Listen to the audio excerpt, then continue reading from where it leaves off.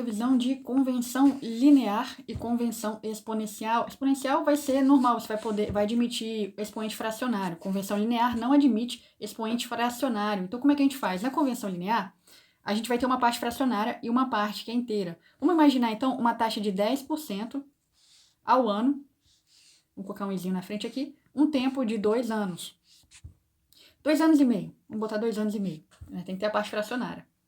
E aí a gente está falando de uma convenção linear. Como é que a gente vai fazer isso aqui? Bom, a gente vai ter essa parte inteira que vai ser o 2 e a parte fracionária que é o 0,5. Então a gente vai fazer o seguinte, a gente vai pegar 1,1, taxa de 10%, né? Vezes 1 mais a nossa taxinha de 10%. E aí, vezes meio, 0,5. Olha aqui, pessoal, isso aqui, ó, tá juros simples. Isso aqui, ó, é juros simples. Aqui é juros compostos. Juros simples e juros compostos. Então, você está falando de uma convenção linear, isso que acontece. Você vai deixar aquela parte que é inteira... Ah, perdão, eu esqueci de colocar o 2 aqui. Colocar a parte inteira aqui. Coloca o 2 ali.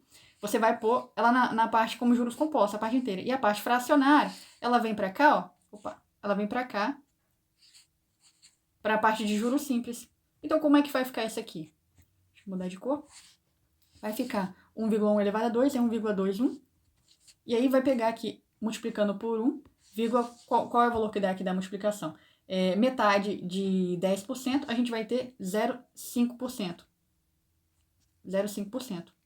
Então, essa aqui seria a nossa continha, baseada aqui em convenção linear. Bom, aí fazendo essa continha aqui, ó, a gente vai encontrar 1,2705. 1,2705, tá? Então, essa aqui é a convenção linear. Agora, se fosse uma convenção exponencial, vamos fazer então, aquela era 10%, né? 1,1 elevado por 2,5. Aí, pessoal, resolvendo isso aqui, eu coloquei na calculadora, a gente vai encontrar, ó, 1,26,9. Olha só, deu abaixo dos 27, 1,27 que a gente tinha achado. Então, o que a gente aprendeu com isso aqui? Que a convenção linear, ela vai ser maior, aqui a gente vai encontrar uma renda maior na convenção linear. A linear vai ser maior do que a convenção exponencial. Por quê? Por causa daquela parte fracionária. Por causa da parte fracionária. Então, olha só, a fração... vamos ver a questão agora. A fração de período pela convenção linear produz uma renda A e a convenção exponencial produz uma renda B. Aí ele pergunta, pode-se afirmar então, ó, que a renda A, que é aquela dada pela parte fracionária da convenção linear, vai ser maior do que aquela renda B da convenção exponencial. Verdade, né? Foi o que a gente encontrou por números aqui. A gente fez as continhas e a gente percebeu que realmente a convenção linear vai dar um valor maior exatamente por causa daquela parte fracionária. Por que isso acontece? Porque se a gente tem exatamente igual a 1 aqui, ó, de tempo, a gente vai ter nos dois lados, tanto no juros simples quanto juros compostos, ele vai dar o mesmo valor. Por exemplo, aqui a gente ia ter 1,1 elevado a 1, ou então a gente ia ter aqui, ó, 1 mais, aliás, 0,1 vezes 1. Então, de qualquer forma, a gente também ia encontrar, isso aqui é simples, né? A gente também ia encontrar 1,1, e que também ia ficar 1,1. Então, os dois foram iguais, porque a gente está falando aqui, aqui composto, né? E aqui simples. A gente está falando aqui de um expoente inteiro, 1.